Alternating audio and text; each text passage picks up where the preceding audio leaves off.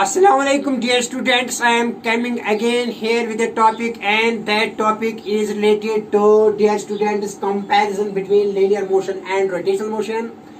तो बेटे ये पहला क्वेश्चन है आज के इस सेशन का and second question that I am going to discuss here is conservation of angular momentum. जबरदस्त क्वेश्चन है बेटा। तो बेटा पहला क्वेश्चन जो आज के इस सेशन में डिस्कशन हो जाएगा, डिस्कशन चर्चा होगी बेटा। तो पहला क्वेश्चन है comparison between linear motion and rotational motion, और इसको कहेंगे analogy between linear motion and rotational motion. और बेटा दूसरा क्वेश्चन जो डिस्कस करेंगे that is conservation of angular momentum, ठीक है ना।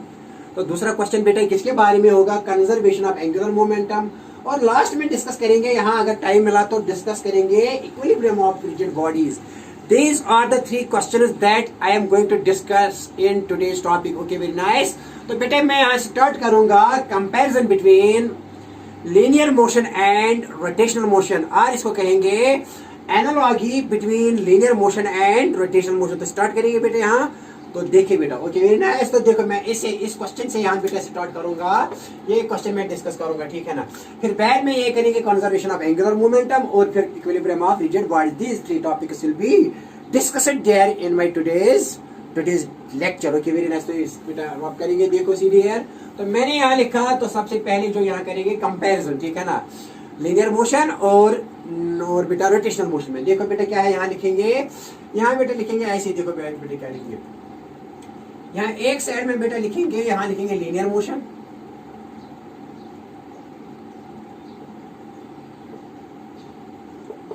और बेटा दूसरी साइड में यहाँ लिखेंगे रोटेशनल मोशन, ठीक है ना, रोटेशनल मोशन। सीधे है। तो पहले यहाँ क्या लिखेंगे बेटा, सबसे जो यहाँ एलिमेंट्री है, सबसे जो यहाँ बेटा देखो क्या है। तो यहाँ देखो बेटा क्या है, यहाँ डिस्प्लेसमेंट से स्टार्ट करेंगे। डिस्प्लेसमेंट यहाँ होता है, डिस्प्लेसमेंट है ऐसे बेटा। एस क्या होता है यहाँ, एस हियर इज डिस्प्लेसमेंट। क्या होता है बेटा, डिस्प्लेसमेंट। यहाँ पहले बेटा यहाँ डिस्प्लेसमेंट ही लिखेंगे ऐसे। देखो बेटा क्या है डिस्प्लेसमेंट, लीनियर डिस्प्लेसमेंट जिसको कहते हैं। Linear displacement is denoted by बेटा, ये ऐसे डिनोट होता है। तो यहाँ लिखेंगे बेटा एंगुलर रोटेशन में इस जो यहाँ रोल प्ले करता है ना, same role, the role that is played by linear displacement in linear motion, and बेटा same role is played by angular displacement in बेटा किसमें, रोटेशनल मोशन में। तो यहाँ बेटा लिखेंगे थीटा से ही लिखते हैं। तो क्या लिखेंगे यहाँ, एंगुलर डिस्प्लेसमेंट। एनालॉग है इसका, एनालॉगी एंगुलर डिस्प्लेसमेंट। तो बेटा क्या लिखेंगे, थीटा से ही लिखते हैं। थीटा मैंने आपको ऑलरेडी बताया इसके बारे में, लेकिन आज थोड़ा चार्ट बनाएंगे इसका। मैंने डिस्कस किया है बेटे, ठीक है ना, ऑलरेडी डिस्कशन हो चुकी है, लेकिन अब थोड़ा यहाँ एक चार्ट आपको याद रखना है कि अगर यहाँ लीनियर मोशन में है, जो लीनियर मोशन में फिजिकल क्वांटिटी है, इसका रोटेशनल में इसका एनालॉग क्या है। यहाँ कंपैरिजन करेंगे, इसको कंपैरिजन भी कहते हैं विद रोटेशनल मोशन। जो यहाँ एस रोल प्ले करता है लीनियर मोशन में, वही role linear displacement rotational motion में रोल प्ले करता है। तो ये रोटेशनल एनालॉग है रोटेशनल मोशन का, किसका, लीनियर डिस्प्लेसमेंट का, जो लीनियर मोशन में है। ओके। तो दूसरा लिखेंगे बेटा सिंपल टर्म, इसके बाद जो लिखेंगे दैट इज वेलोसिटी। यहाँ लीनियर वेलोसिटी लिखेंगे, velocity that is linear velocity. यहाँ लीनियर मोशन में लीनियर वेलोसिटी होती है, and that linear velocity is denoted by बेटा v से, और बेटा ये थीटा से लिखते हैं, ठीक है ना। Okay very nice. तो दूसरा यहाँ क्या है, दूसरा यहाँ बेटा एंगुलर वेलोसिटी, ठीक है ना। अगर यहाँ लीनियर वेलोसिटी है, ये लीनियर वेलोसिटी है, लेकिन यहाँ लिखेंगे एंगुलर वेलोसिटी। तो बेटा एंगुलर वेलोसिटी हम लिखते हैं ओमेगा से, ठीक है ना। Okay very nice.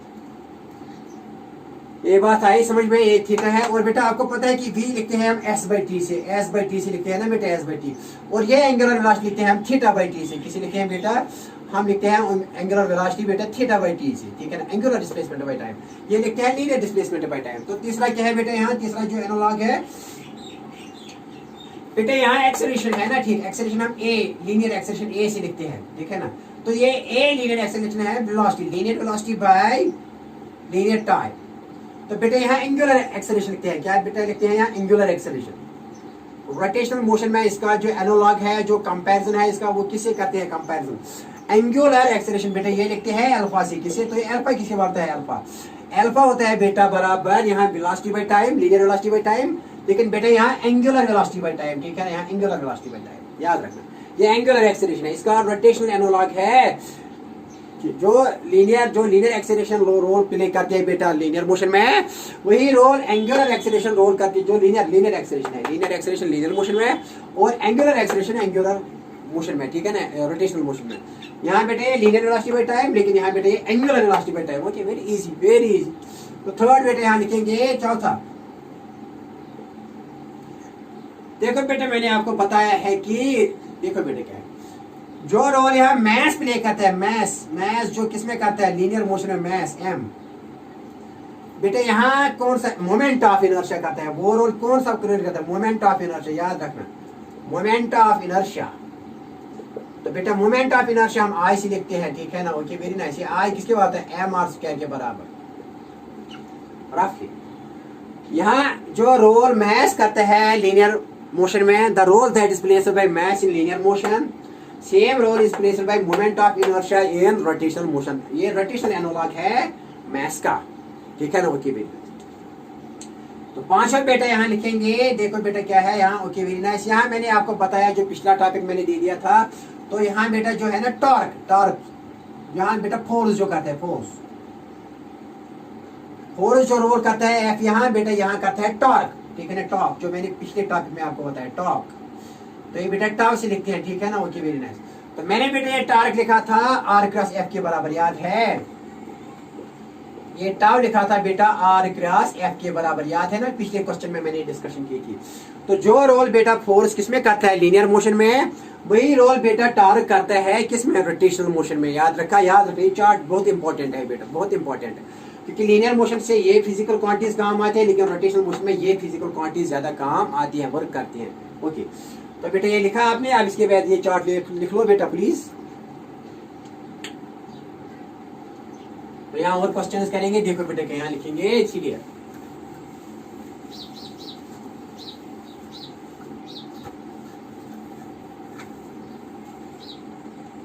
बेटा अगेन यहाँ लिखेंगे, बेटा यहाँ लीनियर मोशन है,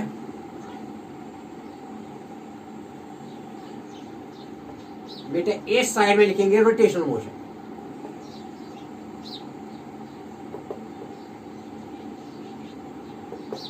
तो बेटा ये पांचवा था, अब छठा है, यहाँ छठा लिखेंगे। देखो बेटे क्या है, यहाँ बेटा फोर्स लिखा, तो यहाँ टार्क, और यहाँ लीनियर मोमेंटम लिखेंगे, लीनियर मोमेंटम। बेटा लीनियर मोमेंटम इन लीनियर मोशन हम पी से डिनोट करते हैं बेटा, लेकिन यहाँ एंगुलर मोमेंटम किसे डिनोट करते हैं, एंगुलर मोमेंटम। इन रोटेशनल मोशन बेटा किसे डिनोट करते हैं, बेटा हम डिनोट करते हैं बेटा एल से, हम डिनोट करते हैं एल से, ये एल से हम डिनोट करते हैं बेटा, एल से। ये वेक्टर क्वांटिटी है। तो बेटा ये एल किसकी बार होता है, मैंने कल डिस्कस किया था, आर क्रॉस पी के बराबर होता है। किसके बराबर होता है, जैसे कि टॉर्क होता है position vector, cross product of position vector and force vector. और बेटा एंगुलर मोमेंटम जो रोटेशनल एनालॉग है लीनियर मोमेंटम का, ये किसके बराबर होता है बेटा, it is the cross product of position vector and linear momentum, जो बेटा मैंने प्रीवियस लेक्चर में डिस्कस किया है, अच्छे तरीके से मैंने डिस्कस किया। ओके बेटा, अब यहाँ बेटा पॉइंट नंबर 7, और बेटा यहाँ भी पॉइंट नंबर 7 डिस्कस हो जाएगा।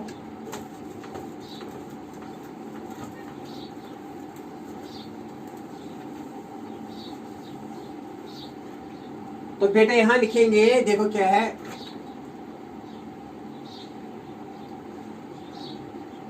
क्लियर हुई बात।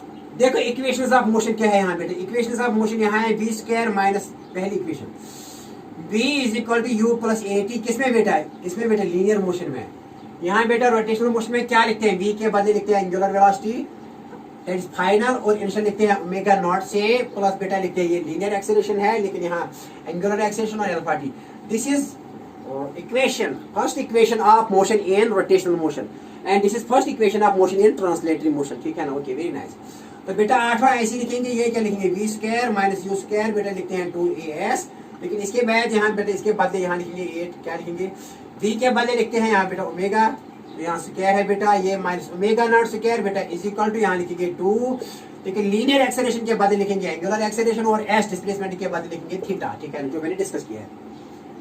v square minus u square is equal to 2as, बेटा यहाँ लिखेंगे b के बदले angular velocity, final angular velocity minus initial angular velocity is equal to 2 into ये एंगुलर एक्सेलरेशन है, यहाँ लीनियर एक्सेलरेशन, यहाँ एंगुलर एक्सेलरेशन, यहाँ बेटा लीनियर डिस्प्लेसमेंट ऐसे ही, तो बेटा ये है यहाँ एंगुलर डिस्प्लेसमेंट थीटा से। Okay, This is equation of motion in linear motion and this is equation in rotational motion. Okay. But when this alpha is constant, यहाँ a constant होता है 9. तो बेटा s is equal to ut plus 1/2 at square. बेटा यहाँ क्या लिखेंगे? यहाँ बेटा 9 तो क्या s के बदले क्या लिखेंगे? Theta angular displacement is equal to बेटा omega naught t. Omega naught is initial velocity, angular velocity बेटा ठीक ना रोटेशनल मोशन में. प्लस बेटा लिखेंगे 1 + 2 बेटा अल्फा t स्क्वायर. ओके ये है इक्वेशन ऑफ मोशन. आई बात समझ में बेटा. आप यहाँ 10 पॉइंट नंबर 10 लिखेंगे. देखो बेटा क्या सीधी है, वेरी इजी. तो बेटा यहाँ लिखते हैं फोर्स. फोर्स लिखे हैं या मास इंटू एक्सीलरेशन के बराबर. क्या लिखते हैं यहाँ फोर्स? अरे फोर्स लिखते हैं ना मास इंटू एक्सीलरेशन. लेकिन यहाँ फोर्स के बदले क्या लिखते हैं बेटा? यहाँ टॉर्क लिखते हैं. जो रोल फोर्स लीनियर मोशन में करता है वही रोल टॉर्क टॉर्क किसमें करता है? रोटेशनल मोशन में. तो ये टॉर्क किसके बराबर है? मास के बदले क्या लिखेंगे? आई, मोमेंट ऑफ इनर्शिया. और बेटा ए है लीनियर एक्सेलरेशन, यहाँ लिखेंगे एंगुलर एक्सेलरेशन. ये है किसमें बेटा? ये है बेटा किसमें? ये है बेटा रोटेशनल मोशन में. ये है लीनियर मोशन. और 11th पॉइंट बेटा यहाँ लीनियर मोमेंटम लिखते हैं मास इंटू लीनियर वेलोसिटी. यहाँ बेटा क्या लिखेंगे बेटा? बताओ यहाँ क्या लिखेंगे? यहाँ लीनियर मोमेंटम के बदले लिखेंगे एंगुलर मोमेंटम है इज इक्वल टू बेटा किसके बराबर? मास के बदले लिखेंगे बेटा मोमेंट ऑफ इनर्शिया. ठीक है ना. और v के बदले लिखेंगे एंगुलर वेलोसिटी. ये याद रखना बेटा, प्लीज ये याद रखना. यहाँ लीनियर मोमेंटम है मास इंटू वेलोसिटी. बेटा यहाँ angular momentum into moment of inertia into angular velocity. जो रोल मास लीनियर मोशन में रोल करता है वही role moment of inertia rotational motion में करता है. जो रोल लीनियर वेलोसिटी बेटा किसमें? लीनियर मोशन में करती है, वो एंगुलर जो है ना वो किसमें करती है बेटा? रोटेशनल मोशन में. ठीक है ना. याद रखना बेटा ये these are very very important. और बेटा यहाँ लिखेंगे ऐसे ही. देखो 1 बाई काइनेटिक एनर्जी किसकी बात है? 1/2 mv square linear kinetic energy. तो बेटा रोटेशनल काइनेटिक एनर्जी किसके बराबर आएगी बेटा? ये 11th पॉइंट है. ये 11th पॉइंट है. और बेटा यहाँ 12th है. और 12th पॉइंट क्या है? देखो बेटा kinetic energy, rotational kinetic energy के रोटेशनल मोशन में क्या होती है? वो बेटा 1/2 लेकिन m के बदले आई मोमेंट ऑफ इनर्शिया. लेकिन लीनियर वेलोसिटी के बदले बेटा यहाँ एंगुलर वेलोसिटी लिखेंगे. Okay very nice. याद रखा. इजी, बहुत इजी है ना बेटा. हाँ टेंशन वाली बात नहीं, कुछ भी नहीं. ये चार्ट याद रखना, वेरी ब्यूटीफुल चार्ट. ठीक है ना. Okay very nice. तो let's share proceed towards the next question and that next question is law of conservation of angular momentum. बेटा ठीक है ना. तो दूसरा क्वेश्चन दिखाएंगे बेटा आपको. ठीक है ना. Okay very nice. ये चार्ट याद, ज़बानी याद करना, टिप ऑफ द टंग ये याद होना चाहिए इसका रोटेशन एंड लॉ. तभी आपको न्यूमेरिकल्स आएंगे, सब कुछ आएगा. इजी है सब कुछ. रोटेशनल मोशन कुछ भी नहीं है. थोड़ा थोड़ा याद रखो, टेक्निक समझ लो. Okay very nice. तो यार इसको ड्रॉप करेंगे.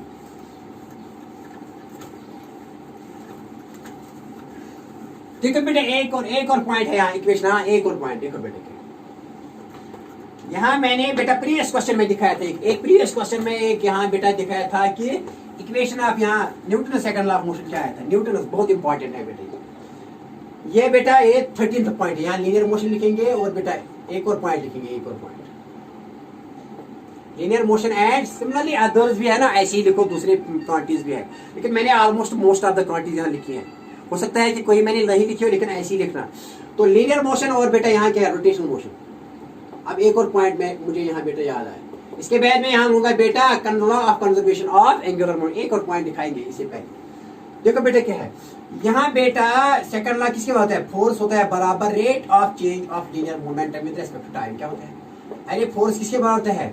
Rate of change of linear momentum with respect to time. लेकिन रोटेशनल मोशन में क्या होता है? Newton second law. ये न्यूटन सेकंड लॉ है. Newton second law of motion. तो बेटा यहाँ फोर्स के बदले क्या लिखिए? टॉर्क इज इक्वल टू बेटा पी के बदले क्या लिखिए? L L L angular momentum with respect to time. This is dear students ये बेटा है, this is Newton second law of motion.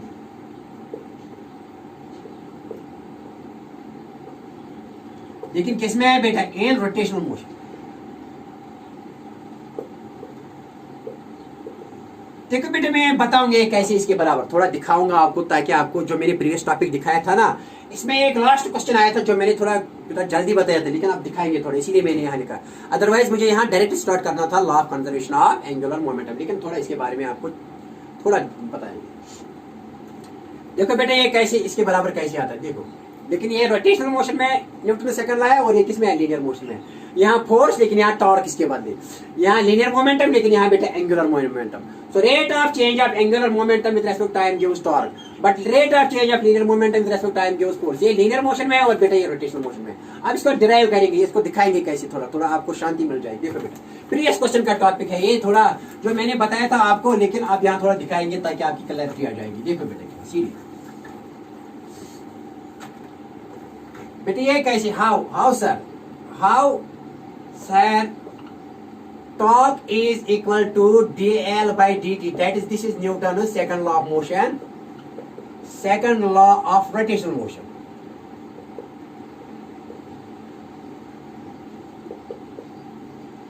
Sir ये बताइए मेहरबानी करके कैसे है, हाउ दिस इज इक्वल. देखो बेटा सी डियर वी नो, क्या बेटा आपको पता है, we know sir that angular momentum r is equal to cross product of position vector and linear momentum, है ना. प्रीवियस लेक्चर में डिस्कस किया है ना, जब टॉर्क एंड एंगुलर मोमेंटम किया, तो एंगुलर मोमेंटम किसके बाद है, it is cross product of position vector and linear momentum. जैसे कि टॉर्क होता है r क्रॉस f, वो मेरे प्रीवियस क्वेश्चन में डिस्कस किया है, प्रीवियस टॉपिक में, प्रीवियस वीडियो देखना बेटा. Okay very nice. तो बेटा यहाँ करेंगे, देखो बेटा क्या, differentiating both sides with respect to time. तो बेटा यहाँ क्या आएगा, d L by d t. तो बेटा यहाँ d r cross p by d t, ठीक है ना. तो d L by d t बेटा ऐसे ही लिखो, d L by d t ऐसे ही लिखो, d L by d t, ठीक है ना. Okay very nice. Differentiating both sides with respect to time, यहाँ भी बेटा d L by d t लिखा, यहाँ डी बाई डी टी किसका, आर क्रॉस पी का लिखा है मैंने, ठीक है ना. देखो बेटा क्या है, यहाँ लिखेंगे बेटा d L by d t, ठीक है ना. Okay very nice. Is equal to, यहाँ देखो बेटा ये this is product of two functions r and p. क्या है बेटा, it is product of two functions r and p. देखो बेटा पहले मैं लिखूंगा किसकी, d r by d r cross, sorry d r by d t की क्या करेंगे बेटा, यहाँ आर ऐसे ही लिखेंगे बेटा, आर ऐसे ही लिखेंगे, आर ऐसे ही लिखेंगे, लेकिन इन टू क्रॉस प्रोडक्ट करेंगे, लेकिन डिफरेंशिएशन किसकी करेंगे, जो प्रोडक्ट बोला है बेटा D by d T. Plus बेटा आप किसको सेम रखेंगे, आप बेटा पी को सेम रखेंगे, लेकिन डिफरेंशिएशन किसी करेंगे, D r by d T. लेकिन ये ऑर्डर चेंज नहीं होगा, क्योंकि वेक्टर में अगर ऑर्डर चेंज हुआ तो प्रॉब्लम हो जाएगी. ऑर्डर चेंज नहीं होना चाहिए. क्या लिखेंगे, D r by d T इस पहले की आप डिफरेंशिएशन इनटू बेटा पी लिखेंगे. क्या किया मैंने, यहाँ मैंने प्रोडक्ट रोल ऑफ डिफरेंशिएशन किया बेटा. पहली फंक्शन ये मानी, क्या बेटा क्या किया, पहले किया डी आर को सेम मान लिया, आर को किसकी क्रॉस लिखा है, किसकी DP by d T, plus फिर बेटा किसकी डिफरेंशिएशन की बेटा, पहली की और दूसरे को सेम मान लिया, D r by d T cross P. ये ऑर्डर मैंने चेंज नहीं किया. ओके क्योंकि ये अगर क्रॉस प्रोडक्ट में पहले ए लिखेंगे ये, तो इसे क्या बेटा, इसे बेटा जो है ना वो cross product is anti commutative, तो ये नेगेटिव आएगा. Okay very nice. याद रहा बेटा, पहले आर ऐसे रखा, डीपी बाई डी टी लिखा, फिर इनटू प्लस लिखा, फिर मेरे डिफरेंशिएशन की फर्स्ट की d r by d t और सेकंड सेम लिखा पी. ओके देखो बेटा, तो देयरफॉर बेटा यहाँ लिखेंगे d L by d t is equal to r cross बेटा पी होता है m v by d t, है ना. डीपी किसके बाद है बेटा, एम वी क्रॉस, नहीं बेटा ऐसे लिखेंगे, ऐसे लिखो, ऐसे देखो, पहले ऐसे डीपी बाई डी टी ऐसे लिखो, प्लस बेटा यहाँ लिखेंगे D r cross by d T. D r by ये किसके बाद है, देखो बेटा पहले लिखेंगे, यहाँ लिखेंगे, चलो समझाइए. क्रॉस ऐसी है, d p by d t is बेटा ये है किसके बराबर, फोर्स के बराबर. According to Newton's first law of motion बेटा डीपी बाई डी टी होता है बराबर फोर्स के बराबर, एफ एक्सटर्नल के बराबर. प्लस बेटा यहाँ d r by d T ये है बेटा डिस्प्लेसमेंट बाई टाइम, ये बेटा वेलोसिटी के बराबर होता है, किसके बराबर, वेलोसिटी. इनटू बेटा यहाँ लिखेंगे पी, क्यों बेटा d r by d t होता है बराबर वेलोसिटी के बराबर. Rate of change of position vector with respect to time gives velocity, instantaneous velocity. तो v बेटा यहाँ बेटा प्लस है, यहाँ बेटा d r by d t v लिखा, लेकिन p बेटा किसके बारे, m इंटू वी. अरे p किसके बाद है, mass into velocity, linear momentum. Okay very nice. देखो बेटा यहाँ देयरफॉर लिखेंगे d L by d t is equal to r cross बेटा एफ लिखा मैंने, ठीक है ना. ओके प्लस बेटा यहाँ देखो m को यहाँ एक कांस्टेंट है, क्योंकि ये स्केलर है तो सीधे बाहर करेंगे, तो बेटा यहाँ क्या लिखेंगे, v क्रॉस v. बता v क्रॉस v बेटा किसके बात है, v क्रॉस v बेटा जीरो के बराबर होता है, because they have angle there between v and v is zero, theta is zero, तो साइन जीरो क्या आएगा, जीरो.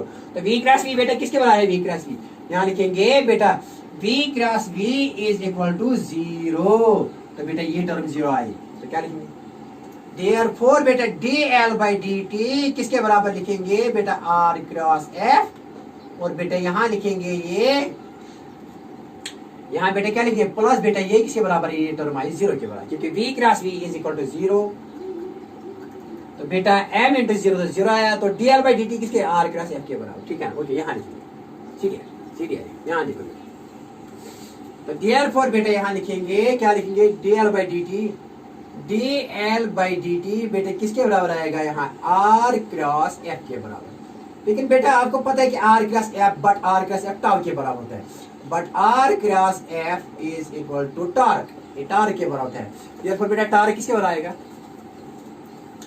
therefore टॉर्क आएगा यहाँ किसके बराबर dl by dt, and that is nothing बेटा, that is Newton's second law of motion in, that is Newton's second law of rotational motion, second law of rotational motion,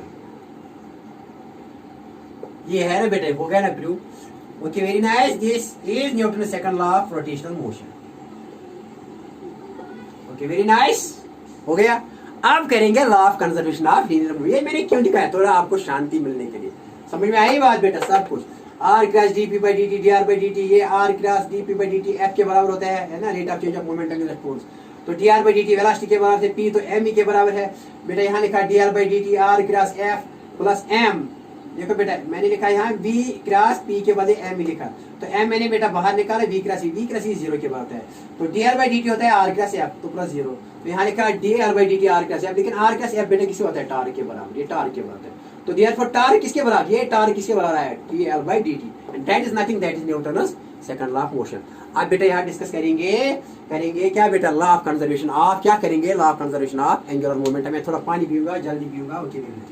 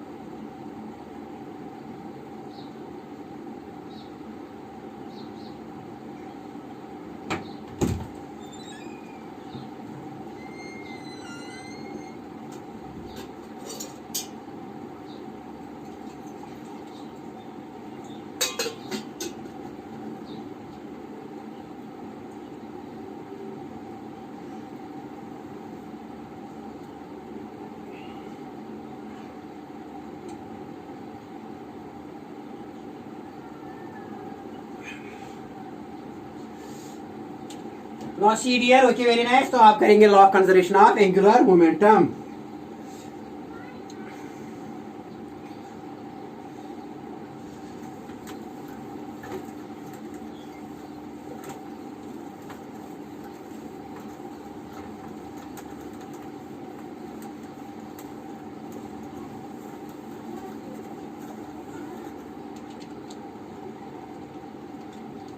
law of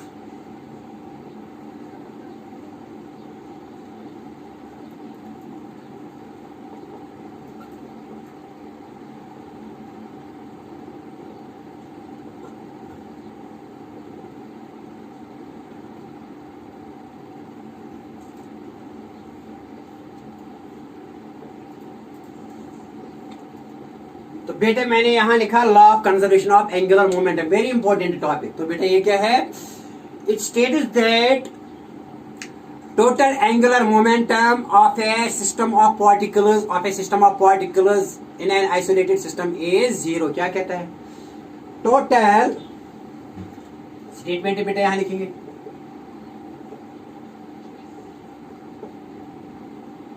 it states that the total vector sum of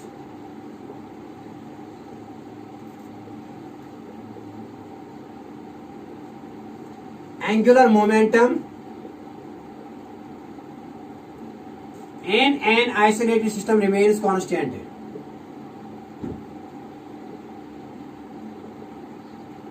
same as that बेटा, जैसे कि linear momentum का है, जैसे कि law of conservation of linear momentum है बेटा, ऐसी ही law of conservation of angular momentum. लेकिन देखिए बेटा ये किस में है, रोटेशनल मोशन में है। तो बेटा यहां लिखेंगे it states that the total vector it states that the total vector sum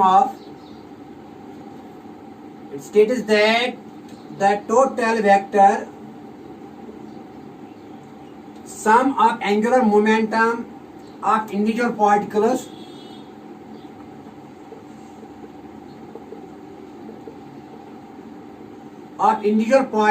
in an isolated system remains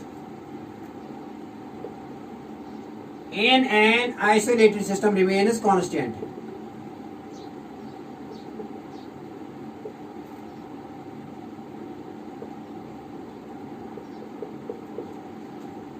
क्या बेटा लिखा है मैंने यहाँ, it states that the total vector sum of angular momentum of individual particles in an isolated system remains constant है।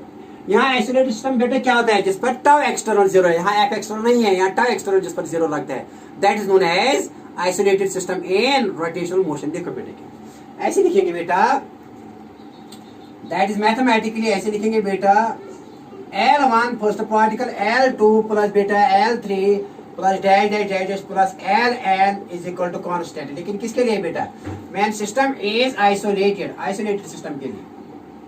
तो isolated system बेटा होता क्या है, जिस पर टाउ एक्सटर्नल लगने वाला जीरो होता है। जैसे कि फोर्स रहता है ना, लीनियर मोशन में फोर्स जीरो होता है, लेकिन यहाँ रोटेशनल मोशन में क्या होता है, इफ अगर टाउ एक्सटर्नल क्या इस पर लगेगा, जीरो, ठीक है ना। तो यहाँ मैंने लिखा है L1 plus L2 plus L3 plus dash dash L remains constant, ठीक है, and that law is known as law of conservation of angular momentum, ठीक है ना। आई बात समझ में, हाँ, ओके, वेरी नाइस। लेकिन एक काम होता है, इफ आइसोलेटेड सिस्टम इसको कहते हैं बेटा, इफ टाउ एक्सटर्नल पर लगने वाला फोर्स क्या है, जीरो। जैसे कि लीनियर मोमेंटम में हम लिखते थे बेटा P1 plus P2 plus P3 plus dash dash लिखते थे बेटा plus Pn is equal to constant है। लेकिन यहाँ F एक्सटर्नल लिखते थे जीरो, किसके लिए बेटा, आइसोलेटेड सिस्टम के लिए। लेकिन F के बदले यहाँ लिखना है टॉर्क, ओके, वेरी नाइस। आई बात समझ में, हाँ सर, कुछ भी नहीं है, देखो बेटा क्या। लेकिन बेटा आपको पता है कि L होता है बराबर I ओमेगा के बराबर, ठीक है ना। जैसे कि P किसके बात है, P होता है बराबर मास इंटू वेलोसिटी, लेकिन बेटा L होता है बराबर I इंटू ओमेगा, याद है। अगर टोटल लिखेंगे, चलो टोटल क्या लिखेंगे, पहले L, यहाँ लिखेंगे L total of vector sum of all these remains constant. लेकिन कब, if system is isolated, if बेटा अगर टाउ एक्सटर्नल इस पर लगने वाला क्या है, zero, that is system is isolated. L total of all the particles in the system remains constant, but in rotational motion here, okay, because we are dealing with angular momentum. ये आई बात समझ में, okay, very nice.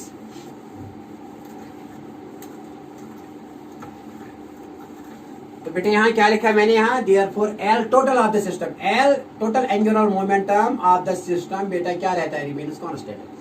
रिपीट करेंगे यहाँ आपकी खातिर बेटा, यहाँ लेकर, मगर क्या है, इफ अगर F टाउ एक्सटर्नल पर लगने वाला क्या है, जीरो, तब ये बेटा आइसोलेटेड सिस्टम है। देखो बेटा सीरिया,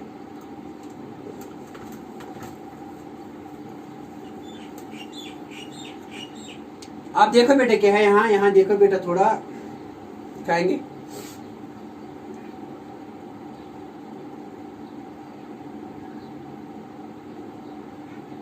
ओके, देखो बेटा, अब ये आपको पता है कि P लीनियर मोमेंटम किसके बात है, मास इनटू वेलोसिटी। लेकिन L किसके बात है, इसके बाद L is the rotation analogue of linear momentum. तो L किसके बात है, M के बदले I लिखते हैं, लेकिन V के बदले एंगुलर वेलोसिटी लिखते हैं। तो क्या मैं लिख सकता हूँ यहाँ L टोटल के बदले, अगर मैं इसके मैग्नीट्यूड लूंगा तो क्या मैं लिख सकता हूँ I omega is equal to constant, क्या लिख सकता हूँ, हाँ, मैंने अब मैग्नीट्यूड फॉर्म में लिखा, इसका मैग्नीट्यूड लिखा। L टोटल किसके बात है, L टोटल, ये L टोटल होता है बेटा किसके बाद, I into omega. I is moment of inertia and omega is angular velocity, and we can also say this is statement for किसके लिए बेटा, but total product of moment of inertia and angular velocity of the system of the particles remains constant, and that is also statement for किसके लिए? Statement for law of conservation of angular momentum. Okay, law of conservation of angular momentum के लिए statement है. लेकिन I क्या है बेटा? I here is moment of inertia. और बेटे ये क्या है? ओमेगा क्या है? ये ओमेगा है एंगुलर वेलोसिटी.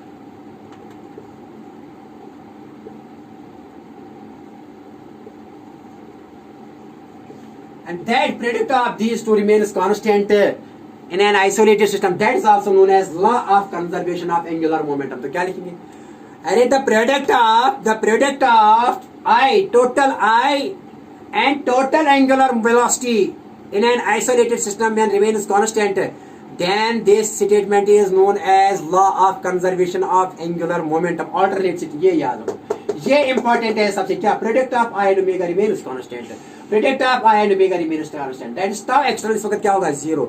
और ये इस वक्त सिस्टम क्या है? आइसोलेटेड सिस्टम है. tau external इस वक्त लगने वाला क्या है? 0. क्योंकि ये सब कुछ निकलता है तभी when tau external is equal to बेटा क्या है? 0. तो ये है, ये लिखो. This product of moment of inertia and angular velocity remains constant. अब I will illustrate this with the help of some examples. ये याद रखो. See. Now examples to illustrate law of conservation of angular momentum. फिर एक numerical भी दिखाएंगे बेटा आपको. Okay, very nice. देखो क्या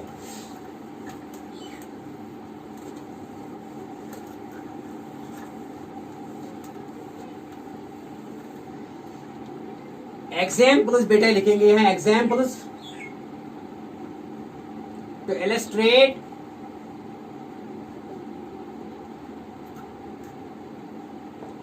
law of conservation of angular momentum.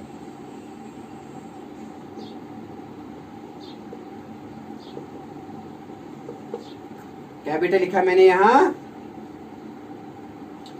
Examples to illustrate law of conservation of angular momentum. Examples कुछ देंगे आपको बेटा. देखो क्या है. पहली एग्जाम्पल बेटा ये दिखाएंगे आपको. देखो एग्जाम्पल नंबर पहली एग्जाम्पल यहां बेटा सीधे. When a ballet dancer or ice skater is बेटा is rotated. बैलेट डांसर तो किसी टेबल पर रोटेट करता है, या बेटा आइस स्केटर किसी आइस पर क्या करता है? रोटेशन देता है. देखो बेटा, अगर वो अपने हाथ से टिच करेगा, अगर बेटा ballet dancer is having some weights in his hands, अगर वो बेटा नजदीक करेगा और रोटेट करेगा तो फास्ट होगी रोटेशन. क्यों? ये तो अंदर से हो रहा है. This is an isolated system. तो अंदर से क्या करेगा? That is system. Ballet dancer plus weights plus जो वेट इसके हाथ में है ये बेटा.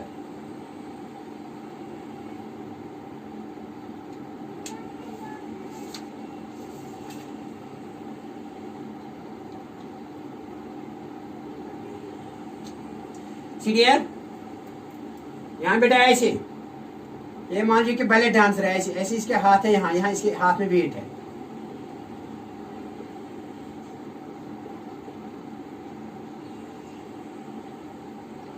वेट से यहाँ इसके हाथ में यहाँ वेट से.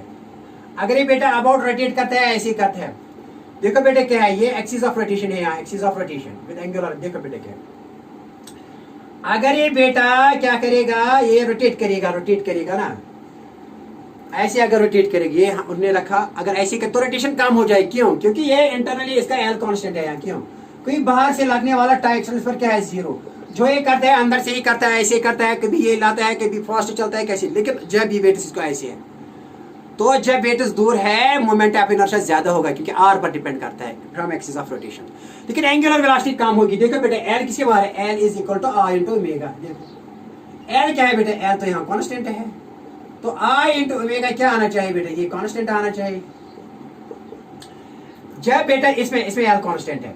देखो बेटा क्या है? अगर ये वेट्स जो इसके हाथ में हैंड, ये हैंड है बेटा हैंड, अगर ये यहाँ दूर लेगा तो आई क्या होगा? आई होगा इसमें ज्यादा. क्यों? I is equal to M are square. यहाँ से यहाँ तक ये आर है, ये आर है बेटा. आर ज्यादा हो तो मोमेंट ऑफ इनर्शिया क्या हुआ? ज्यादा. अगर ऐसे रोटेट करता है दूर से ऐसे बेटा रोटेट तो रोटेशन तो मोमेंट ऑफ इनर्शिया इस वक्त ज्यादा होगा. आई क्या होगा? क्योंकि आर ज्यादा है. ये आई ज्यादा है लेकिन ये क्या है, यहाँ इनका प्रोडक्ट क्या आना चाहिए, कम, ये ओमेगा एंगुलर वेलोसिटी कम हो जाएगी, तभी इनका प्रोडक्ट क्या आएगा, कांस्टेंट। कि अगर ये ज्यादा है, ज्यादा हो गया तो इसको एंगुलर वेलोसिटी को क्या, एंगुलर वेलोसिटी जो है ना इसकी वो कम हो जाएगी। क्या ऐसा करने से रोटेशन इसकी प्रॉब्लम है, रोटेशन लगाना, ये रोटेशन नहीं देख सकता, इसकी रोटेशन कम हो जाएगी, इसकी एंगुलर वेलोसिटी कम हो जाएगी। क्यों? कि दूर दूर के ने अपने हाथ स्ट्रेच किए और हैंड जो वेट है वो दूर है, तो रोटेशन जो इसका लगाना है वो, क्योंकि इसका एल कांस्टेंट रहता है तो वो मुश्किल से ही क्या बेटा रोटेट करता है। ओके, क्यों? According to law of conservation of energy, conservation of angular momentum. तो ये आर ज्यादा है, क्योंकि आर ज्यादा है बेटा, ये ओमेगा क्या होगा बेटा, कम, तो इनका प्रोडक्ट क्या आएगा, कांस्टेंट। देखो बेटा क्या है, अगर वो ये करेगा, आप ऐसे लाएगा, नजदीक लाएगा, इनको क्लोज लाएगा, यहाँ ये स्ट्रेच किया था, आप देखो ये नजदीक क्या, ये कम है, यहाँ ये कम है, लेकिन बेटा आई क्या है, ये आई यहाँ ज्यादा है। अब इसका देखो आप क्या करेंगे, लेकिन एल क्या रहा है, एल कांस्टेंट। अब ये क्या अंदर से ही करेंगे, these are internal force whatever he does. तो देखो बेटा क्या अब उन्होंने क्या किया इस बैलेट डांसर ने, उन्होंने बेटा ऐसे किया, उन्होंने वेट जो है ना, इसके वेट जो यहाँ उन्होंने नजदीक लाई, वेट यहाँ नजदीक लाई, क्लोज किया वेट को ऐसे हाथ में, और यहाँ लाई वेट हाथ में है, ये हैंड्स है इसके बेटा, ठीक है ना, ये इसके हैंड्स है, उन्होंने बेटा वेट्स क्या लाए, नजदीक लाए बेटा, नजदीक। अब इस नजदीक लाने से क्या हुआ बेटा, ये जो ये मैस है, यहाँ मैस है, वेट का मैस, जो वेट का मैस है बेटा, आर क्या हुआ, आर तो कम हो, तो I is equal to M are square. ये आर कम हुआ, क्योंकि बेटा देखो जो ऐसा करने से R from axis of rotation R क्या हुआ, कम, तो ये आर कम हुआ बेटा, मोमेंट ऑफ इनर्शिया भी क्या हुआ, कम, यहाँ आई कम हुआ, मोमेंट ऑफ इनर्शिया। तो एंगुलर वेलोसिटी इसकी क्या होगी, ज्यादा। बेटा ऐसा करने से बहुत ज्यादा रोटेशन, जैसे कि डांसर करता है ऐसे, वो जब डांस फिर ऐसे रोटेशन करता हो तो ऐसे करता है, क्यों? ऐसा करने से रोटेशन ज्यादा लगती है और एंगुलर मोमेंटम कांस्टेंट रहता है। तो बेटा आप क्या, ये ज्यादा हुआ। अब दूसरी केस में क्या बेटा, दूसरी फर्स्ट केस था, अब सेकंड केस में क्या है, जब उन्हें हाथ, जब अपने वेट नजदीक लाए तो मोमेंट ऑफ इनर्शिया कम हुआ, क्योंकि आर कम हुआ था, आई कम हुआ। जब आई बेटा कम हुआ तो, लेकिन एंगुलर वेलोसिटी क्या हो जाएगी, ज्यादा, तभी इनका यहाँ ये आई क्या हो, दूसरी केस में कम, लेकिन एंगुलर वेलोसिटी क्या होगी, ज्यादा, लेकिन इनका प्रोडक्ट क्या हो जाएगा बेटा, इनका प्रोडक्ट क्या हो जाएगा, कांस्टेंट, क्योंकि एंगुलर मोमेंटम रिमेन्स कांस्टेंट। आई बात समझ में? And here is an example of this is an example of law of conservation of angular momentum. बात आई समझ में? बेटा देखो क्या है, जो भी कोई रोटेट करता है ना, इसका एल कांस्टेंट रहता है, क्या रहता है, कांस्टेंट। जो भी डांसर कोई रोटेट करता है इसका एल, लेकिन अगर वेट दूर रखेगा तो रोटेशन कम मिलेगी, एंगुलर वेलोसिटी बेटा कम हो जाएगी, ठीक है ना, लेकिन आई क्या रहेगा, ज्यादा हो जाएगा। तो मोमेंट, क्योंकि मास तो दूर है तो मोमेंट ऑफ इनर्शिया इंक्रीज हो जाएगा, लेकिन ये एल क्या रहेगा, constant, because this is an example of law of conservation of angular momentum. लेकिन अगर ये वेट्स नजदीक लाएगा, नजदीक, तो मोमेंट ऑफ इनर्शिया क्या हुआ, आर कम हुआ, तो मोमेंट ऑफ इनर्शिया कम हुआ, क्योंकि moment of inertia m are square के बराबर है। तो दूसरे केस में आई क्या हो जाएगा बेटा, आई कम हो जाएगा, लेकिन एंगुलर वेलोसिटी क्या हो जाएगी, ज्यादा। कब? जब ऐसी तो रोटेशन ज्यादा मिलेगी, इसको एंगुलर वेलोसिटी ज्यादा मिलेगी, लेकिन एल क्या रहेगा बेटा, एल रहेगा कांस्टेंट। आई बात। तो जो भी कोई डांसर करते हैं, अगर इसको फास्ट एंगुलर वेलोसिटी देनी है तो वो ऐसी करते हैं, फिर रोटेशन करता है, लेकिन ऐसा अगर दूर रखेगा तो रोटेशन नहीं कर सकता है। क्यों? According to law of conservation of angular momentum. एक और एग्जांपल,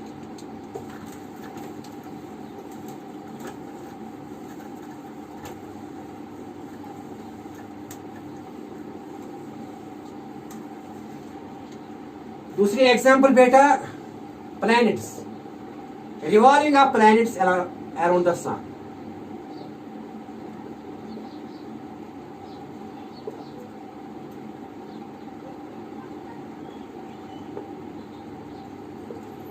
बेटा ये भी है ना rotational motion, because when planets revolve around the sun and that is also a case of rotational motion. ये दिखाएंगे बेटा। Okay, very nice.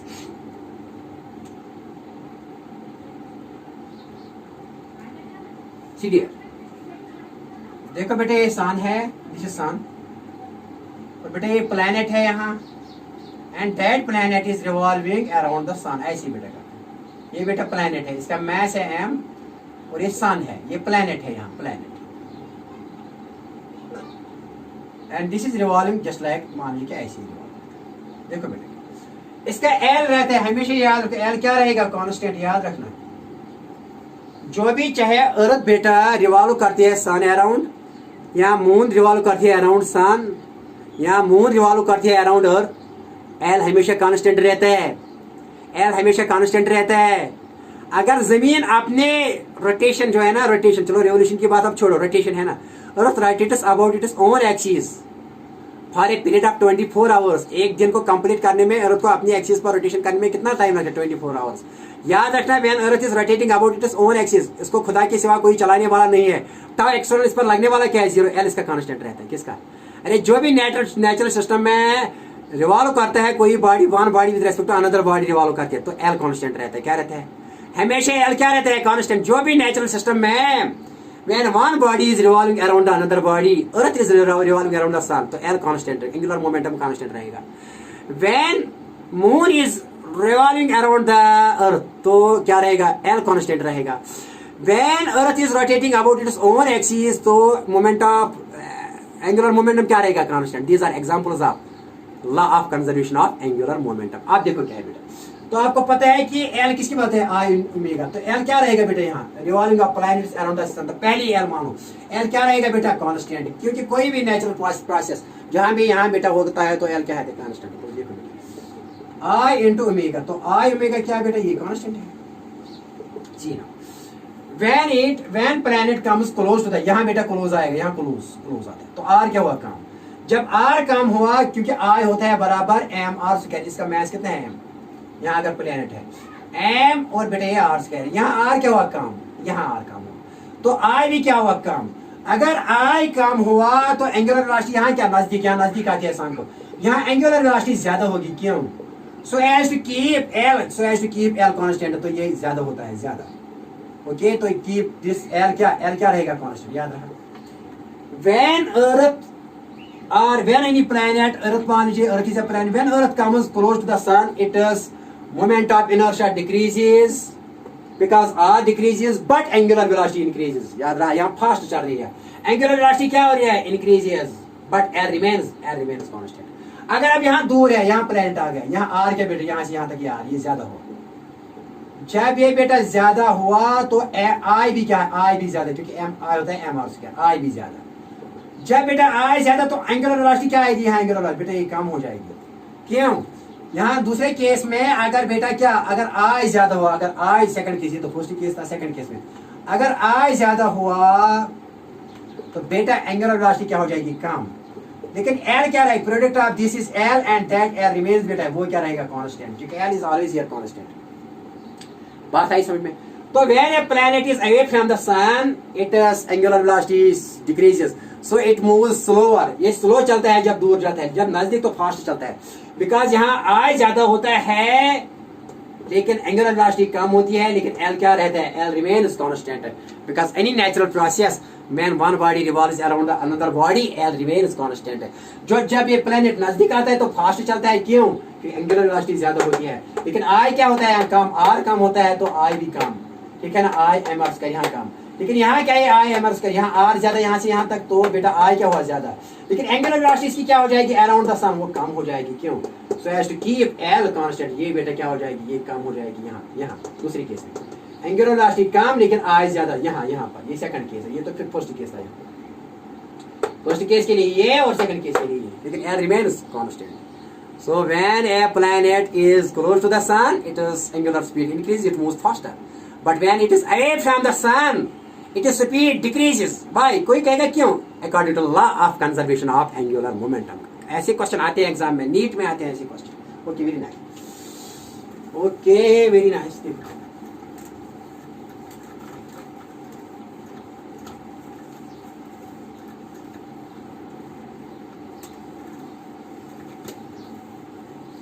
बहुत सी एग्जाम्पल है बेटा, ऐसी बहुत सी एग्जाम्पल है दैट विल इलस्ट्रेट हियर।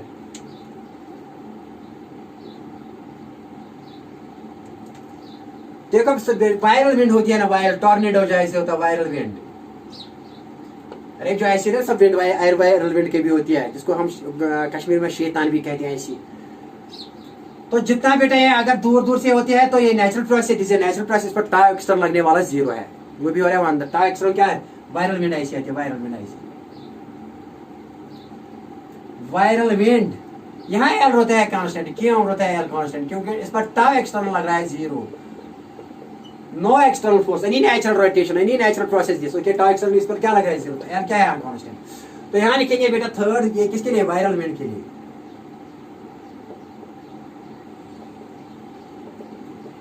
बेटा inner layers move fast.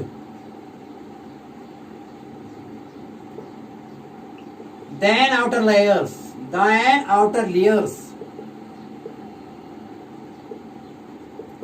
Inner layers ये बेटा ये ज्यादा तेज चलता है, यहाँ ज्यादा तेज, लेकिन यहाँ कम, यहाँ इसकी स्पीड कम होती है। जैसे कि होता है ना जब वो वायरल विंड होती है, कभी विंड तूफान होता है, जब वो ऐसे चलता है रोटेशन, दूर दूर से थोड़ा आहिस्ता चलता है, लेकिन जितना अंदर अंदर आते इतना ज्यादा फास्ट चलता है। क्यों? According to law of conservation of angular momentum. क्यों बेटा? देखो बेटा क्या, क्योंकि आपको पता है कि एल होता है बराबर आई ओमेगा, ठीक है ना। आई क्या है? जब ये बेटा नजदीक आएगा, यहाँ ये एक्सल पॉइंट है, एक्सिस, इसी अबाउट ये घूमता है। यहाँ इस हवा के लिए, इस यहाँ मैस के लिए बेटा, यहाँ बेटा क्या हुआ, यहाँ आई क्या हो जाएगा, आई कम हो जाएगा, क्योंकि एम आर से क्या, आर कम हुआ तो आई भी यहाँ कम, लेकिन एंगुलर वेलोसिटी क्या होगी, ज्यादा। एंगुलर वेलोसिटी यहाँ ये कम, लेकिन एंगुलर वेलोसिटी ज्यादा, इनर लेयर्स यहाँ ज्यादा, लेकिन एल क्या रहेगा, ये रहेगा बेटा कांस्टेंट। अब यहाँ क्या है, दूर लेयर्स के लिए, दूर लेयर्स के यहाँ से यहाँ तक दूर लेयर्स के लिए बेटा यहाँ आर ज्यादा, लेकिन I is equal to M are square, moment of inertia वो भी बेटा ज्यादा। क्यों बेटा ज्यादा? क्यों बेटा ज्यादा? क्योंकि आर ज्यादा, मोमेंट ऑफ इनर्शिया इसका ज्यादा। यहाँ इसका जब मोमेंट ऑफ इनर्शिया इसका दूसरे केस में, पहला केस था, इसमें ज्यादा, लेकिन एंगुलर वेलोसिटी इसकी क्या हो जाएगी, यहाँ एंगुलर वेलोसिटी कम हो जाएगी। So as to keep L constant, ये कम हो जाएगी, क्योंकि इनका प्रोडक्ट कांस्टेंट आना चाहिए, ठीक है ना। अगर यहाँ बेटा ये कम हुआ, यहाँ ये ज्यादा हुआ, लेकिन एल क्या इनका कांस्टेंट है, लेकिन अगर ये ज्यादा हो जाएगा तो इसको कम होना चाहिए। क्यों? क्योंकि एल यहाँ कांस्टेंट है, एल क्या है बेटा यहाँ constant. That is why inner layers क्यों फास्ट चल रहे हैं, क्योंकि इनका मोमेंट ऑफ इनर्शिया कम होता है, लेकिन एंगुलर वेलोसिटी क्या होती है, ज्यादा, लेकिन एल कांस्टेंट रहता है। लेकिन दूर लेयर जो होता है इसका बेटा क्या होता है, मोमेंट ऑफ इनर्शिया ज्यादा होता है और एंगुलर वेलोसिटी क्या होती है, कम, एंड एल क्या रहता है, कांस्टेंट, क्योंकि product of these should remain constant and that is L. आई बात समझ में? तो इसीलिए अंदर से फास्ट चल रहा है, लेकिन एज कम्पेयर टू दूर से। कोई बताएगा क्यों? आपको सिंपल लिखना है, it is due to law of conservation of angular momentum. Very nice. और भी बहुत एग्जांपल्स हैं, बहुत एग्जांपल्स हैं।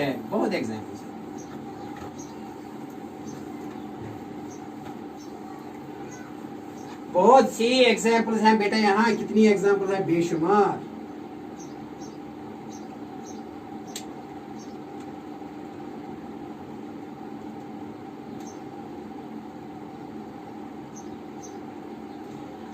There are so many examples बेटा। आप क्लियर हुई? आप इतना ही याद रखें बेटा। क्या याद रखें? अगर कोई भी चलेगा ना, यहाँ देखो बेटा क्या, कोई भी नजदीक आएगा ना, नजदीक जितना आएगा इसकी एंगुलर वेलोसिटी बढ़ेगी, लेकिन नजदीक आने से आई कम हो जाएगा, लेकिन एल क्या रहेगा, कांस्टेंट। अगर कोई दूर से घूमता है फ्रॉम एक्सिस ऑफ पॉइंट, यहाँ आर ज्यादा होगा क्या बेटा, आई ज्यादा होगा, क्योंकि आर ज्यादा है, आई ज्यादा होगा दूर, लेकिन दूर यहाँ बेटा एंगुलर वेलोसिटी कम होगी, लेकिन बेटा एल क्या रहेगा, एल रहेगा कांस्टेंट, एंगुलर मोमेंटम रिवोल्यूशन हमेशा, हर जहां भी सिचुएशन कोई हो। मैंने तीन दिखाए ना, तीन एग्जांपल्स, और भी एग्जांपल्स आप दिखा सकते हैं। Okay, very nice. और बेटा इसके साथ ही हमारा टॉपिक जो है ना वो कंक्लूड हो गया, लेकिन अब एक दो न्यूमेरिकल दिखाएंगे आप। न्यूमेरिकल देखो बेटा,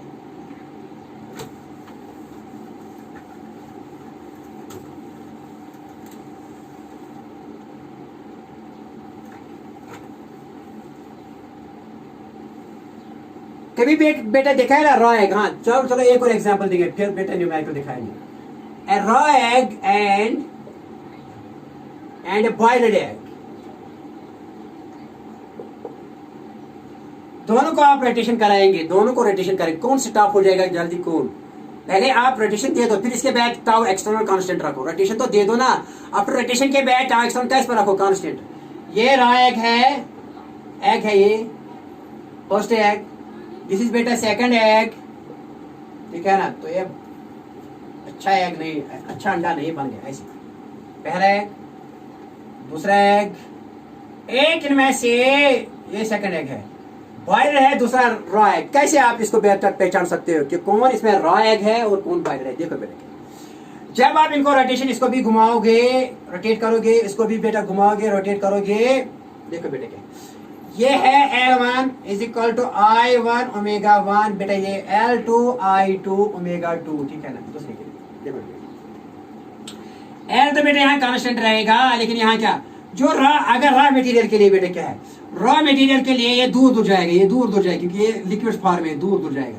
तो I क्या हो जाएगा रॉ के लिए, रॉ अगर ये रॉ है, आई इसका बेटा ज्यादा होगा क्योंकि ये दूर रहा ना, मटेरियल दूर ज्यादा है एक्सिस से, क्योंकि ये रहा है लिक्विड फॉर्म में होता है। तो आर ज्यादा हुआ, आर ज्यादा हुआ, फिर हम जिस आर ज्यादा हुआ तो आई भी ज्यादा हुआ। जब आई ज्यादा हुआ तो एंगुलर वेलोसिटी क्या हो जाएगी, कम। With no time L constant, लेकिन ये स्टॉप हो जाएगा, जल्दी स्टॉप हो जाएगा, जल्दी स्टॉप हो जाएगा। क्यों? क्योंकि इसकी एंगुलर वेलोसिटी कम है, कम ही वेलोसिटी के बाद ये रुकेगा क्योंकि इसका जो है ना मोमेंट ऑफ इनर्शिया ज्यादा है, एल कांस्टेंट। इसके लिए क्या है, ये सॉलिड है, ये बॉयलर एग है। बॉयलर एग के लिए क्या होता है, बॉयलर एग के लिए मटेरियल नजदीक आता है तो आई क्या हो जाएगा, आई कम हो जाएगा, लेकिन एंगुलर वेलोसिटी क्या बढ़ेगी, ज्यादा। ये ज्यादा देर तक कंटिन्यूअसली रोटेशन करेगा, एल तो कांस्टेंट रहेगा लेकिन ये एंगुलर वेलोसिटी ये ज्यादा देर तक चलेगा। जो ज्यादा देर तक चलेगा वो बेटा कौन सा एग है, बॉयलर एग होता है। आई बात समझ में? क्यों? बॉयलर एग के लिए मोमेंट ऑफ इनर्शिया कम लेकिन एंगुलर वेलोसिटी ज्यादा, तो काफी देर के बाद ये चलेगा फिर स्टॉप हो जाएगा। लेकिन इसके लिए क्या है, रॉ एग के लिए क्या है, मटेरियल जब रोटेट करोगे मटेरियल दूर दूर जाता है तो मोमेंट ऑफ इनर्शिया, क्योंकि आर ज्यादा मोमेंट ऑफ इनर्शिया ज्यादा, और बेटा ये एंगुलर वेलोसिटी क्या हो जाएगी, कम, और कम ही वक्त में स्टॉप करेगा। जो एग, अगर दो एग जो आपके पास दो अंडे हो, अगर आप इनको रोटेट करोगे, जो अंडा जल्दी स्टॉप करेगा बेटा वो तो रॉ एग है, जो अंडा काफी देर के बाद बेटा स्टॉप करेगा वो तो बॉयलर एग है, according to law of conservation of angular momentum. L तो कांस्टेंट रहेगा, लेकिन एल और ओमेगा की बात है, आई और ओमेगा की बात है। रॉ एग में आई ज्यादा लेकिन एंगुलर वेलोसिटी कम, और बॉयलर एग में बेटा क्या, आई कम, एंगुलर वेलोसिटी ज्यादा। ये ज्यादा देर तक चलेगा, ज्यादा देर तक रोटेट करेगा। Okay, again this was law of conservation of angular momentum. Okay, very nice. अब एक न्यूमेरिकल दिखाएंगे।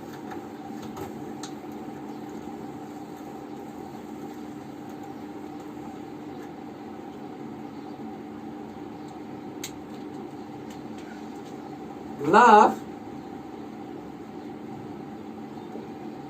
conservation of angular momentum.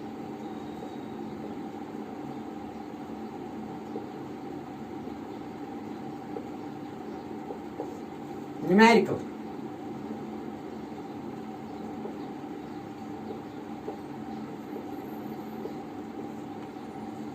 देखो बेटा, what will be the duration of a day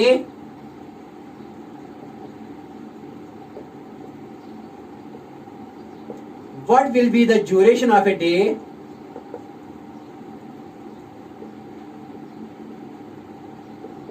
if radius of earth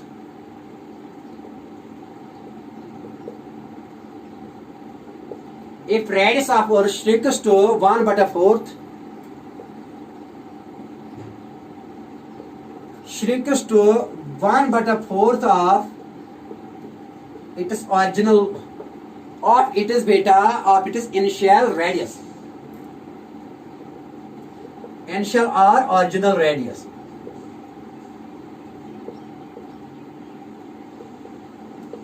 अच्छा question लिखा है मैंने, बहुत अच्छा। ये बेटा नीट में आया है और बोर्ड में भी आ सकता है, बहुत अच्छा क्वेश्चन। क्या बेटा लिखा है मैंने, what will be the duration of a day if radius of earth shrinks to 1/4 of its initial or original radius। बेटा क्या होगा, डे की ड्यूरेशन क्या होगी, छोटा हो जाएगा डे या बड़ा हो जाएगा, लेकिन क्या ड्यूरेशन होगी इसका, कितने टाइम का होगा एक डे अगर अर्थ का रेडियस हम 1/4 ऑफ इट्स इनिशियल रेडियस करेंगे। अरे 1/4 ऑफ इट्स इनिशियल रेडियस करेंगे। अगर इसका रेडियस बेटा मान लीजिए कि 100 है, तो अगर इसका रेडियस 25 मानेंगे तो इसका डे पर क्या पड़ेगा, ड्यूरेशन ऑफ द डे पर क्या पड़ेगा फर्क, दिन कितना होगा, लंबा छोटा होगा या लंबा होगा, कितना होगा, कितने ड्यूरेशन का होगा, ये क्वेश्चन है। अगर क्या करेंगे, रेडियस ऑफ अर्थ को, अर्थ का रेडियस तो आर है, इसका आर कम करेंगे कितना, 1/4 छोटा करेंगे रेडियस, तो डे पर क्या फर्क आएगी, ड्यूरेशन ऑफ डे क्या होगा, जमीन पर कम होगा, ज्यादा होगा, कितना होगा वो बताओ। And here I will do this question according to law of conservation of angular momentum. देखो बेटा, तब तक पानी पिएंगे।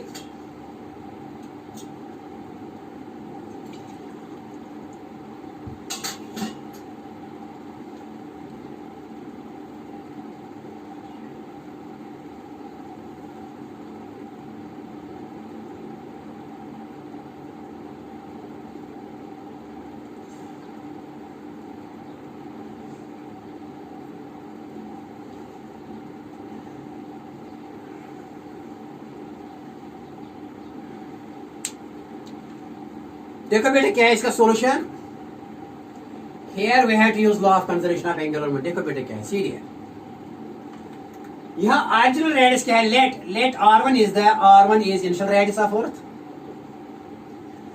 Late r1 is initial radius of earth,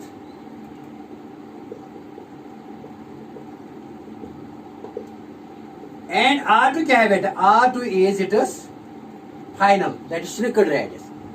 r2 is final radius. Final radius क्या है बेटा? That is shrinked, when it is shrink, जब इसको क्या करेंगे? छोटा करेंगे और उसको श्रिंक करेंगे। r2 is final radius of Earth. According to question क्या है? ये कहता है according to question that r2 is, ये r2 क्या है? 1/4 बेटा है, 1/4 ऑफ क्या है? 1/4 ऑफ r1, ठीक है। तो इसका मतलब है कि r2 इज 1/4 ऑफ r1, ऐसे। तो r2 क्या है बेटा? 1/4 ऑफ r1, ऐसे लिखेंगे इसकी फर्स्ट लिख, ठीक है। आई बात समझ में? ओके। लेकिन हमको पता है कि L क्या रहेगा? यहाँ कांस्टेंट है कि जब भी कोई नेचुरल सिस्टम रोटेशन करता है तो L क्या है? कांस्टेंट है। तो बेटा यहाँ क्या लिखेंगे? I omega remains constant and I is moment of inertia, omega is angular velocity. तो अर्थ क्या है? Earth is a solid sphere, earth is a solid sphere. तो सॉलिड स्फीयर का मोमेंट ऑफ इनर्शिया क्या होता है? 2/5 mr²। तो पहले लिखो यहाँ, तो I ओमेगा रिमेन्स कांस्टेंट। तो क्या लिखेंगे हम? I1 omega 1 is equal to I2 omega 2 is equal to I3 omega 3 is equal to, लेकिन यहाँ दो ही केस है। यहाँ एक केस तो ऑरिजिनल रेडियस है और दूसरा केस है श्रिंकड रेडियस। तो श्रिंकड रेडियस ये ऑरिजिनल रेडियस के लिए है, ऑरिजिनल है, और ये बेटा जब श्रिंक करेंगे अर्थ को तो I omega remains constant. So product of I1 omega 1 initial L is, this is initial L बेटा, इसका मतलब है कि L remains constant, तो L1 is equal to L2, initial is equal to final. तो I1 omega 1 is equal to I2 omega 2, initial angular momentum is equal to final angular momentum. तो ये है I1 omega 1 is equal to I2 omega 2। Okay, ये बात आई समझ में? हाँ, ये लिख लो, क्वेश्चन लिख लिया, क्वेश्चन उतार लो।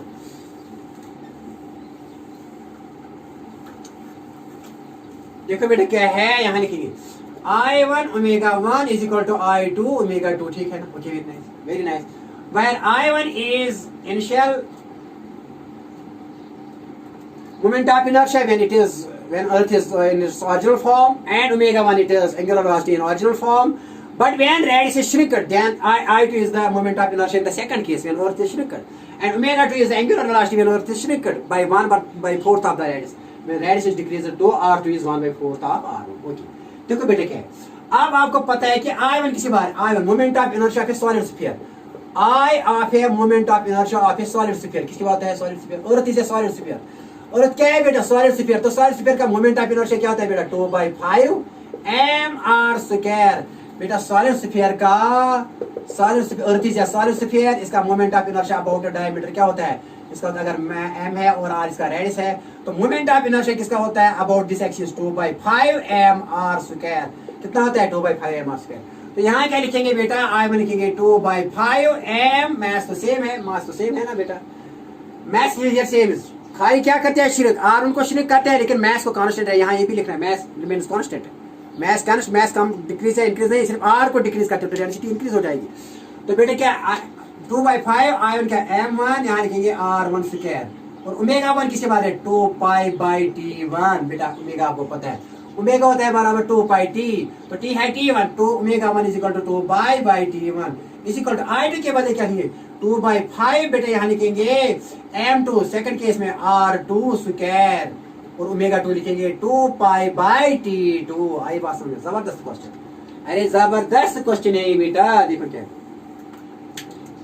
2/5 कैंसल, मैथ से same, math remains here same बेटा, मैथ क्या रहेगा? सेम। खाली रेडियस को श्रिंक करना है, लेकिन मैथ को चेंज नहीं करना है, ये भी लिखना है क्वेश्चन में, ये भी होगा मैथ रिमेन्स कांस्टेंट। तो बेटा m और m क्या होगा? कैंसल। तो यहाँ क्या 2π बेटा कैंसल, तो यहाँ क्या है? R1² बटा बेटा t1 इज इक्वल टू बेटा यहाँ है R2²/t2, this is in second case. तो बेटा आपको पता है R2 किससे बारे है? 1/4 R1 निकालो, लेकिन हमको R2 निकालना है। क्या निकालना है? R2 पहले, यहाँ R2 तो t2 निकालेंगे। T1 कितना है अर्थ का? 1 घंटा, एक चक्कर लगाने में अर्थ को कितना टाइम लगता है? 24 आवर्स। एक चक्कर लगाने में जमीन को कितना टाइम लगता है? T1 is original time 24 hour, 24 hour, that is duration of a day. अरे एक डे कितना होता है, एक डे होता है 24, that is time period to complete one full rotation about its own axis, कितना 24 आवर्स। तो बेटा यहाँ लिखेंगे T1 को, यहाँ ले लो बेटा, क्या लिखेंगे T1 is equal to T1 यहाँ लेंगे, यहाँ बेटा क्या लिखेंगे, चलो लिखो यहाँ T1 R2 square is equal to T2 R1 square. T1 निकालना है, बता T1 किसके बारे में। तो बेटा T1 इज इक्वल टू यहाँ लिखेंगे बेटा T2 बाई R2 स्क्वायर, और यहाँ बेटा है अपना R1 स्क्वायर है ना, T2 into R1 square divide by हो जाएगा यहाँ बेटा R2 square.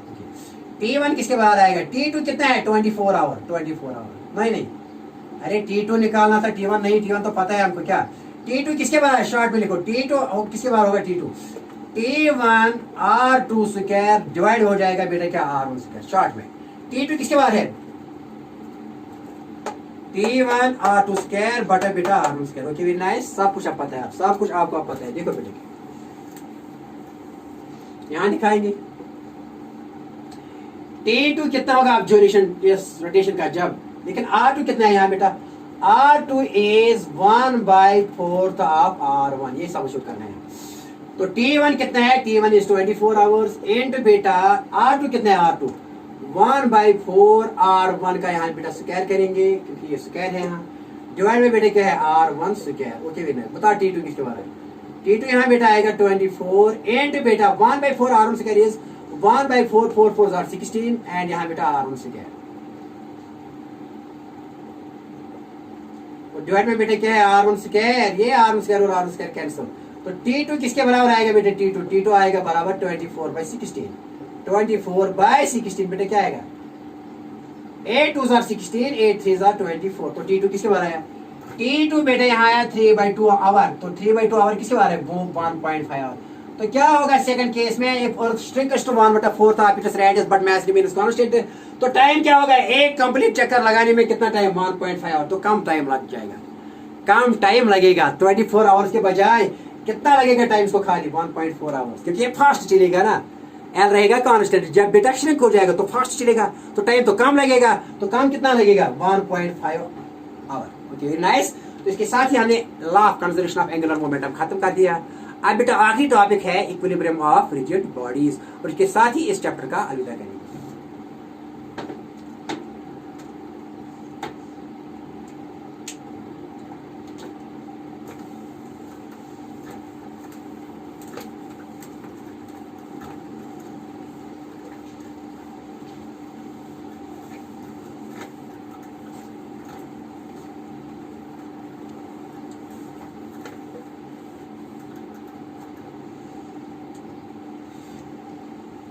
Equilibrium of last topic है equilibrium of rigid bodies.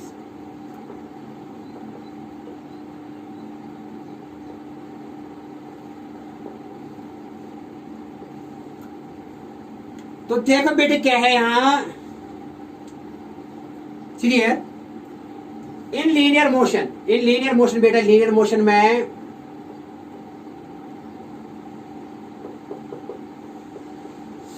a body is said to be in equilibrium if total sum of forces acting on it is 0.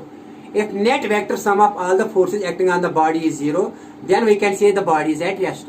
At that time the body may be at rest or it may be in uniform motion according to Newton's first law of motion. Okay. तो linear motion में equilibrium क्या होता है, क्या होता है बेटा, अगर किसी बॉडी को देखो बेटा, if अगर ये कोई बॉडी है बेटा, अगर इस पर नंबर ऑफ फोर्सेस लगने वाले हैं F1, F2, F3, F4 कितने लगते हैं, इनका नेट सम क्या है, if F1 plus F2 plus बेटा F3 plus F4 is equal to 0, then this body may be at, it may be at rest और it may be at rest, ये rest में भी हो सकती है बेटा और ये यूनिफॉर्म मोशन में भी हो सकती है according to Newton's first law of motion. When no force is acting और when net sum of force acting on a body is 0, then this body may be at rest, ये rest में हो सकती है और it may move with uniform, आज की भी क्या हो रहेगी constant, that state is known as equilibrium. Equilibrium इसको कहते हैं, इक्विलिब्रियम। लेकिन इसको कहते हैं लीनियर इक्विलिब्रियम। क्या कहते हैं? Linear, translatory equilibrium. यहाँ linear equilibrium, translatory equilibrium, equilibrium. और बेटे इसको कहेंगे linear equilibrium of the body.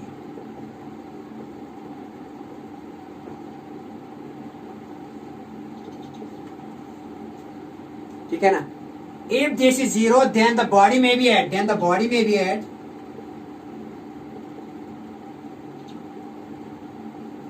may be at rest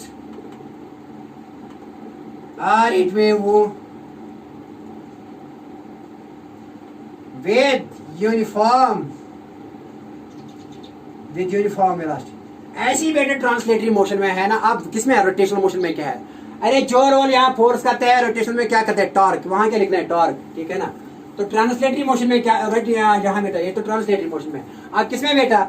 अब रोटेशनल मोशन में इक्विलिब्रियम किसको कहते हैं? रोटेशनल मोशन में देखो बेटा,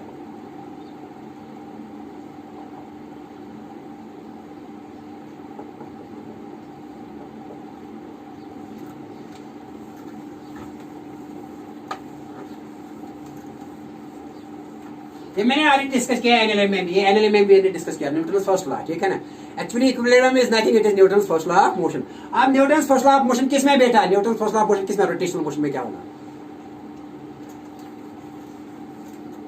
See here,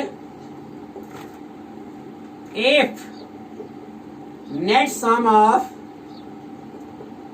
external torques applied on a body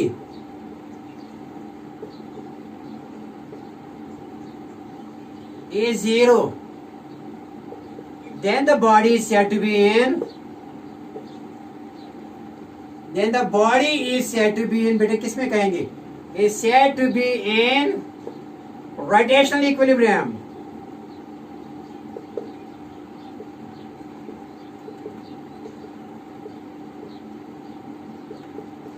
क्या बेटा लिखा मैंने? if net sum of external forces applied on a body is zero, torque stars अब फोर्सेस नहीं है, रोटेशनल में टॉर्क जो रोल फोर्स ट्रांसलेटरी मोशन में करते हैं वो रोल बेटा टॉर्क किसमें करते हैं? रोटेशनल मोशन में। if net sum of external torques applied on a body is zero, then the body is said to be in rotational equilibrium। आई बात समझ में?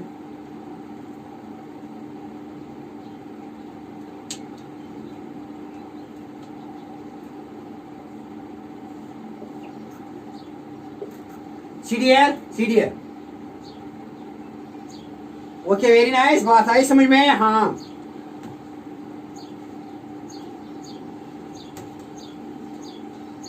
देखो बेटे क्या है कि अगर यहाँ अगर कोई बॉडी है, ये रोटेशन में है ये बॉडी, ठीक है ना?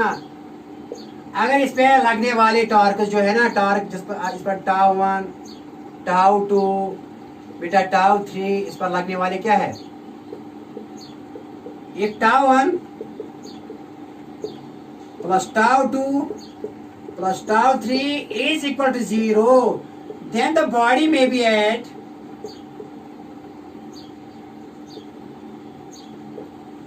rest or it may move with, it may rotate with, यहाँ rotation motion, it may rotate with uniform angular velocity, uniform angular velocity. ठीक है ना? ऐसी पहले केस में लीनियर केस में था, यहाँ रेस्ट में रहेगी, यहाँ v कांस्टेंट रहेगा अगर f एक्सटर्नल 0 है सिस्टम पर, लेकिन दूसरे केस में बॉडी रेस्ट में, रोटेशनल केस में रेस्ट में और ओमेगा कांस्टेंट, और f टाउ एक्सटर्नल इस पर लगने वाला क्या रहेगा? 0। रोटेशनल केस में रोटेशनल इक्विलिब्रियम इसको कहते हैं ट्रांसलेटरी इक्विलिब्रियम, लेकिन इसको कहते हैं रोटेशनल इक्विलिब्रियम। क्या लिखा मैंने? If net sum of forces acting on a body is 0, then the body may be at rest में भी हो सकती है, और it may move with constant angular velocity, then at that time we can say that this body is in rotational equilibrium। किसमें है ये body? किसमें है बेटा? Rotational equilibrium. थोड़ा दिखाएंगे यहाँ, एक एग्जाम्पल देंगे, एक प्रिंसिपल ऑफ मोमेंट्स का दिखाएंगे यहाँ। Principle of moments means the sum of moments about any point is equal to 0।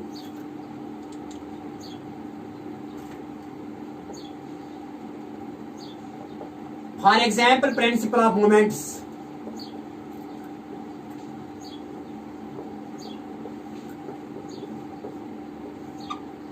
देखो बेटा यहां देखो, सीढ़ी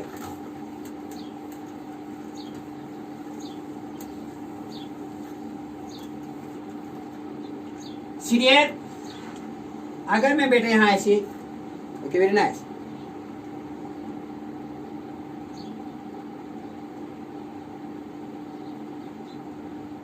अगर मैं बेटा यहां एक शीशा लूंगा, एक शीशा ठीक है ना, शीशा लूंगा यहां एक शीशा ठीक है ना, और यहाँ बेटा ये ऐसे यहाँ है सपोर्ट है यहाँ ठीक है ना, यहाँ बेटा एक फोर्स लग रहा है F1 और दूसरा फोर्स लग रहा है इस एंड पर यहाँ बेटा F2 ठीक है ना। तो यहाँ है पॉइंट ऑफ ये बेटा अप डाउन करता है ऐसे ठीक है ना। ये क्या है, दिस हियर R1 बेटा यहाँ से यहाँ तक, ये R2 है, यहाँ से तब लेंगे तो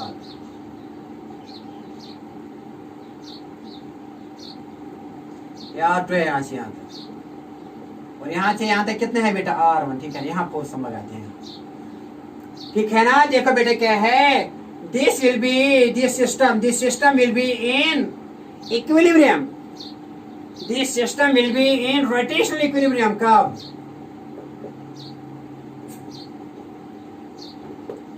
इफ बेटा total sum of moments, total sum of moments or total sum of torques acting about this rod is 0। अगर ये about is 0 है total sum of torques, तो ये सिस्टम किस में है, this system is here in equilibrium or in rotational equilibrium। दिखाएंगे बेटा, देखो यहाँ लगने वाला टार्क कितने हैं, यहाँ इस पर F due to torque due to F1, यहाँ सॉल्यूशन इसका टॉर्क ड्यू टू F1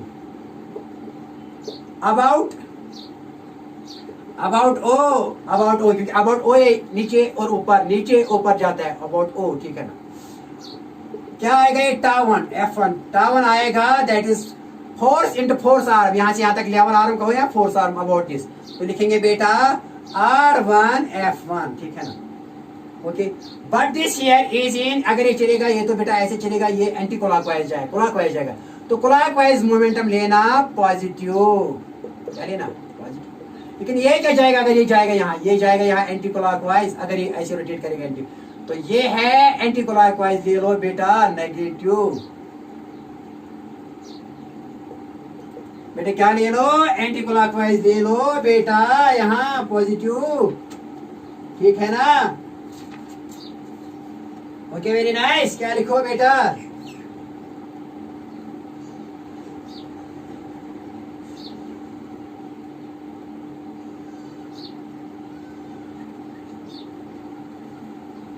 ये बेटा ये पॉजिटिव और एंटी क्लॉकवाइज ले लो, नेगेटिव, ये क्या है नेगेटिव ले लो ठीक है ना। ओके, ये क्या ले लिया बेटा, ये पॉजिटिव ले लिया, और बेटा ये क्या ले लिया, ये नेगेटिव। देखो टार्क यहाँ से यहाँ टार्क ये क्या है बेटा, ये पॉजिटिव है, ये क्लॉकवाइज, और टार्क यहाँ torque due to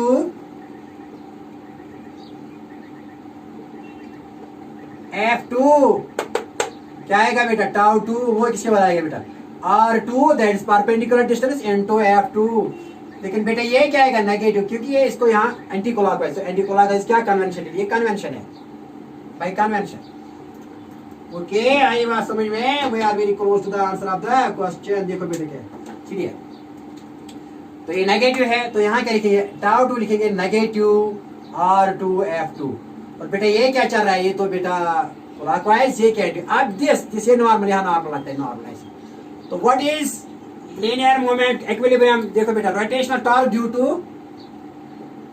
to normal भी एक फोर्स लग रहा है यहाँ सिस्टम पर, नॉर्मल है, ये 0 है, क्यों, क्योंकि यहाँ आर्म 0 है, यहाँ आर्म क्या अबाउट 0, क्योंकि R2 0 R1 0, यहाँ पर नॉर्मल तो है परपेंडिकुलर, लेकिन क्या है यहाँ लिखेंगे टाउ 3 दैट इज किसकी वजह से, यहाँ 0 है और बेटा नॉर्मल लग रहा है, लेकिन डिस्टेंस क्या है, लेवल आर्म 0 है, तो ये आएगा बेटा 0, क्योंकि it is about this axis, जो अबाउट एक्सिस होता है इसका, इसके अबाउट क्या होता है टॉर्क 0, इसके अबाउट क्या है टॉर्क 0, तो नॉर्मल की वजह से क्या है 0, तो क्या लिखेंगे sum of the three must be zero therefore sum of for equilibrium for rotational equilibrium